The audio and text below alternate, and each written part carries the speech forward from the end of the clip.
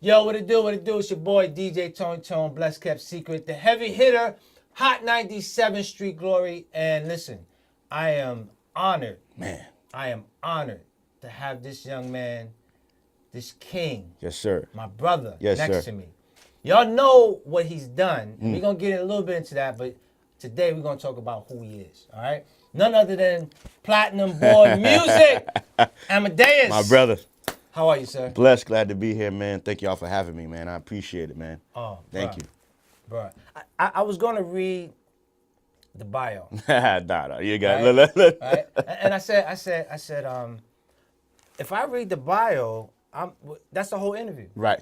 That like true. you've done so much. Thank Chris Brown, Trey Songz, Monica, Busta Rhymes, Jay-Z, ESPN. I mean, It's been a journey, you know what man. I'm It's saying? been a journey. Bro, Man. how, all right, let's try and start this. All right. Okay. So for those who may not know who you are, give them a little bit of Amadeus. Man, King Amadeus, CEO of Platinum Boy Music Inc., Bad Boy Hitman producer, Trey Songz music director, tour drummer, motivational speaker, educator, Dre's resident, Las Vegas drummer, father, king, as I said before, family man, God-fearing man, a believer, and I can go on and on and on and on, but I'm just happy to be here. It's been a 16, 17-year run in the industry. Nice. And you're definitely an OG to me, so you know how it is, Yeah. and you know what it is. So to still be here, to still be present, to still be relevant, doing what I love to do, creating music and allowing that music to travel around the world for people to appreciate, and just giving and giving is what I'm passionate about. So thank you for having me. Definitely a fan of your work, fan on the DJ side, and the interviews. I called him, by the way. I called the legend and said, man, I gotta be on the interview. I gotta do the show. I love what you're doing. I love how the interviews are being, put together. And I reached out to him. He had, allowed me to be here. So I'm definitely humble and grateful to be here, man. Listen, I am humble and grateful. You see where obedience will get you, people? Yes, sir. Listen, this superstar, this megastar called me up and was like, yo, let's talk. What do you think I'm going to do? Yes, sir. You know what I mean? So here's a question I have for you. When did, because again, we both from the Bronx. I think sir. that's kind of where some of that, you know what I'm saying, where some of that comes from. You know what I mean? Like, when you're from the Bronx, there's greatness in the Bronx. Oh, yeah. Greatness here. You know what I mean? When did you say to yourself, this is what I'm going to do? Man, great question. I was a youngin' too. Youngin'. I just loved music. I was always surrounded by music with my parents. We had to clean up day on Saturdays. A lot of these young kids don't know nothing about that, but we had to clean up the house on Saturday. Every Saturday before we did anything, went anywhere. So one Saturday my dad would have it. Bee Gees and Marvin Gaye and Chic. You know what I'm saying? And the next week my mom would have it, and she's on Hezekiah Walker and Africa Bambaataa and Curtis Blow. So I was always surrounded by music. They forced me into Catholic school, which I was pissed at the time. Okay. But in that school, St. Augustine School of the Arts in the Bronx, it's no longer there now, but I was able to learn an instrument. And I was absent on the day that I was to choose an instrument because I really wanted to learn the saxophone or the trumpet. So the day that I went, the only two instruments available was the violin and percussion. Now, I'm from the Bronx, from the hood, from the Jacks. I'm never walking through the projects, 169th and 169th Avenue, with a violin case, man. So I didn't even know what percussion meant, but I just chose that. Got into class, drums. Never touched the drums, never knew anything about it, just loved music. Sat down, started mimicking whatever my teacher was doing, and he was like, yo, man, you got something. And on that day, 4th, I was like, man, if I focused on this and I really put my energy and attention to this, I could sound like, I started researching different drummers and musicians and listening to how amazing they sounded. And I was like, man, if I really apply myself, I can do this. And so I decided at a really young age that I wanted to, follow musicianship. Okay. So really young, 4th grade, man. 4th grade, fell in love with it. Okay. Never looked back. Okay. So I know your upbringing is in the church. Yes, sir. Right? So did you start playing instruments in the church? Oh yeah, that's how I got my seasoning. Okay. You know what I'm saying? That's how, you know, like that soul food when you go to grandma's or mama and pop, throw down for Thanksgiving and they add that spice. Like that's where I got nurtured and my gift was really grown and really put together. School, you're learning the fundamentals, you're learning theory, you're learning how to read, you're learning all these things. But my church and playing for God allowed me to really put it together and really understand and really love and appreciate the craft and just being able to flow freely musically. Right. You know what I'm saying? So yeah, the church, amazing. And I had an amazing pastor who, Pastor Michelle White Haynes, Queen, actually, female pastor. And it was Faith Temple at the time, Faith Temple Church of the Living God at the time. Now it's Greater Faith Church of the Living God, bigger and better. Okay. She's grown in amazing ways. She has an alliance. She has a lot of pastors and bishops under her tutelage.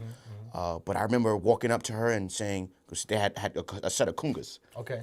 And I was like, Pastor, I really would love to be a musician, like, official and a part of the team. And she was like, well, what do you want to play? Because, my son, Stephen Suit White, is her son, amazing musician, amazing. He said, well, he's already playing the drums. I was like, well, maybe I can play the congas. Okay.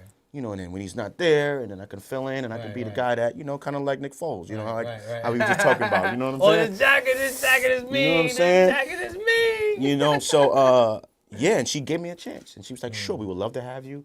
Welcome to the church, welcome to the musicianship. And I didn't know nothing about getting paid. I just wanted to play. She was like, I'm going to give you a little something for your pocket. Nice. And I was, what I ate school lunch with, and, what I bought my little drumsticks with, and, got my little ties for church. So I'll never forget that. And I never, I spoke about it on interviews, but never this in depth and never this detailed. So I'm glad you asked me that question to really shine light on her and her impact on my career and my church's impact on my career. You know what I mean? Because that's, like I said, that's where I learned everything. You know what I mean? Like just learned everything musically. Right. And so coming, growing up, right, in the Bronx, and you see all different kind of images, and now you know what you love to do, right? What was that drive, besides God, what was that driving force in you to pursue it to a level of getting into it where you're at now? Right. Like, you know what I mean? Like, what was that? I was always focused. Okay. I was always focused, like tunnel vision, even as a youngin'. Like, you had to realize I had to go to school dressed up. Okay. You know what I'm saying? So I didn't like it, because, I wanted to wear the Jordans. I wanted to wear, whatever was the latest brand of fashion. And obviously my parents couldn't afford it because the finances was going towards my education, which I didn't understand at that time. So, and they reiterated it now. You know what I'm saying? Like, you're gonna get these grades, you're gonna do what you need to do. This is what your tuition costs. It was $490 a month for just me. Wow. That's not rent. That's not food. That's not clothes. That's not. You know what I'm saying? So I had to focus, and I wanted to focus because I knew the sacrifices that were being made, and I knew what it is I wanted to do, and I knew what it is I wanted to be as a musician, as a dreamer.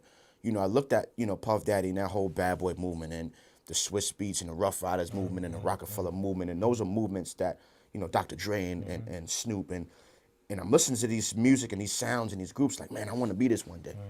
And the only way to do that and to be that is for you to focus and to put your energy and attention into it, wholeheartedly and go. I'm on Friday nights, everybody else going to the club, everybody else going to parties and house parties. I'm walking down the street in the hood with a suit on, getting on the 41 bus, to come up to, 226 on White Plains Road for choir rehearsal, or for Friday night service, or for prayer on Tuesday night, or all day Sunday. We got afternoon service and morning service, so I'm playing both services, like, and then so I'm dressing up for church, and then I'm dressing up for school. Right. So it's like, when am I fly? When am I fresh for? You know what I'm saying? Right. But it's what I had to do, and it's not even, I wasn't forced to do anything. It was a decision. It was times when my parents didn't go to church or couldn't make it. They had to get ready for work, or my brothers and sisters, 10 of my brothers and sisters. So I was on that bus dolo. Coming back home in the Jacks. Everybody knew me. Everybody knew my parents. My parents grew up there, so it was always love, and I was always looked after. But coming home on a bus at 1 a.m, with my drumstick bag. What I liked about when you're saying that your attire, God was preparing you to be a businessman back then. You ain't even know it. Right. And most of the time, when God is doing work on the preparing side, we look at it as something negative. Right. But years later, you know how, because now you're running your own company. You're running your own business, Right. and you know how to dress. Right. You know how to interact with those from the hood Right. and those in the boardroom. Right. You know how to do it because as you was growing up, you were doing it. Yeah. You were doing it then. Without even knowing. And they said it. They said, listen, we're grooming you and we're preparing you for the future. A businessman in the future. You know, boardroom, you need a suit and a tie. Shoes, you know what I'm saying? Hard bottoms, socks, dress socks, not tube socks. You know what I'm saying? So, like you said, not even knowing that was happening and that was being developed. Even in church, look at all the pastors and bishops. You know, they used to dress just like them, man. You know, my pastor was a female, but the men in my church was fresh. And they just carried themselves in a certain way, men of God, kings, had a certain demeanor that I just loved and admired and looked up to. So all the money I made was to go into shoes and church coats and trenches and, you know what I'm saying?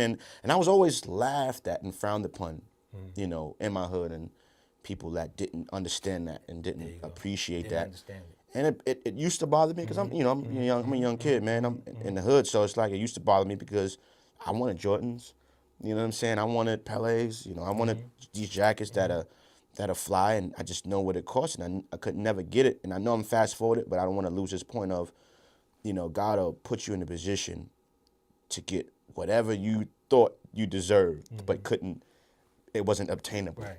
Right. So, nowadays, I was endorsed by Jordan. You know what I'm saying? I'm endorsed by Pelé. I'm endorsed by Starter. So, while people are out, and there's no shots to anybody, it's just the truth. While people are out, spending their hard-earned money and sacrificing, and because in the industry, you have to have a certain look and demeanor, and even in business in general, not even just music. So you have to look the part, and I got this jacket in the mail. Shout out to Starter and Tex and Carl Banks. Y'all can't see the back, but I saw the back whole is jacket. hard, man. The jacket is official. Yeah, but that's God, man. That's not me. I don't take any credit in that. It's just, when your heart is in the right place. Things will come together for you. Things will work out for you together. Here's a question. Here's what I kind of want to know, because I deal with it on one level, but I want your response on how you deal with it on your level. By being men of God, right, and the places that we are, and the people that we're around, right.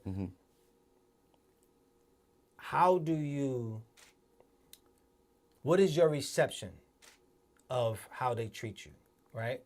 For me, you get the positive and the negative, but mostly positive than negative because people respect me more. Yeah, absolutely. absolutely. You know what I'm saying? Because again, I'm not coming in there beating them on the head and nothing like that. I'm pretty sure you're not doing the same thing.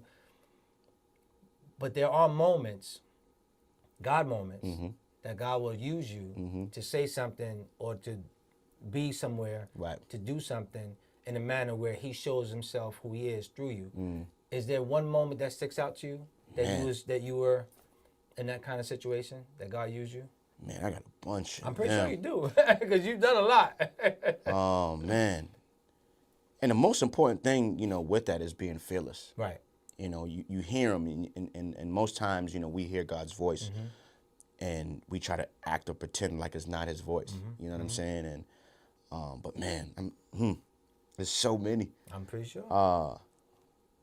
I try to be, and you mentioned it earlier while we were talking off camera.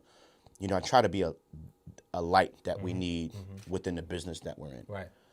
So a lot of my posts and how I carry myself and what I speak, I try to help people who are, maybe not having a good day or discouraged or just going through. And regardless of who you are, how much money you are, how much money you have, how famous you are, like you deal with life issues. You deal with things. We all do. Money can't save you from anything. Fame can honestly it can make things worse if you're not in the right grounded. Yes, sir. Yeah. So I try to be that light. So like examples of me reaching out to Chris Brown when he was going through what he was going through and just being a positive influence and just sharing wisdom and knowledge and scripture. Same thing with Odell when he was injured. You know what I'm saying? And just sending them messages, positive messages and prayers and posts and tagging them in different things where, you can see something. I don't have to call you up. I don't have to see you. I don't have to, be in front of your face, but I can send you something and it's just as impactful as me being right in front of you. And I shared with you earlier, Odell was at the club and Dre's in Las Vegas, and he was all the way over there. And I haven't spoken to him on the phone or text in a while. But when you make impact on people's lives, man, like, and I know he meet tons of people. Right. But from afar, he's like, yo, like I'm playing drums. Nice. I got a hat on, like, so, like, come on. Like, from afar, he's like, yo, you know what I'm saying? So after I finished, I went over there, dapped him up. I said, you ready? He said, I'm ready. I said, you ready for God? I said, you ready for what God has for you, though? Nice. He said, yeah. I said, you see how quick you healed up, my brother? Like, you ready for next season? You know, because he was out watching the Super Bowl and showing love to the team that won, knowing deep down inside that's where he wanted to be. Yeah. But it ain't no wins when you can't congratulate someone else winning. Right. You know what I'm saying? God can't bless you when you hating on the next person because they won or they got something you felt you deserved. If it was your time, then it would have been your time. Obviously, it's not your time. So the only thing you can do is prepare for the future and be ready for when is your time to win. So, I'm glad you asked that question. I've been touring with Trey Songz for 10 years. Plenty of moments where we've had our one-on-ones. And, and let me just say this. I am far, look in both cameras, far from perfect. Right. So if you're out there right now, looking to judge myself or my brother, far from perfect. I go to the clubs. Yes, I turn up. Yes, I like Ciroc. Yes. Do I cuss from time to time? Yes. All those different things. And I'm just as human as you. We're just as human as you. That's right. And there's no perfect person. No, there's no not. perfect individual in the world. But I am a God-fearing man. Right. He's the head of my life, head of my family's life. He's the head of my career. And if you look at me and you look at all I've been blessed to accomplish, you can see that he's all over me. He's all over my career. He's all over my life. Yeah. So we encourage you to do the same. You know what I mean? And people are nervous to call themselves Christians or believers of God, thinking that they have to live this this perfect life. It's not gonna happen. And when you try to do that, you crash and burn, man. And I'm talking about from leadership. I'm talking about from bishops and pastors. And listen, man.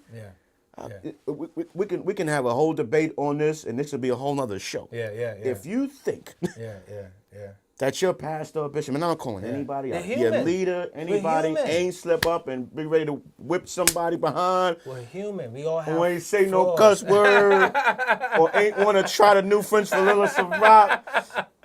Stop. We're human. We are human. Stop. We're human. Stop. There was only one perfect. His name is Jesus Christ. Absolutely. That's it. Everybody else. And you saw what they did to him. Exactly. And he was perfect. Listen.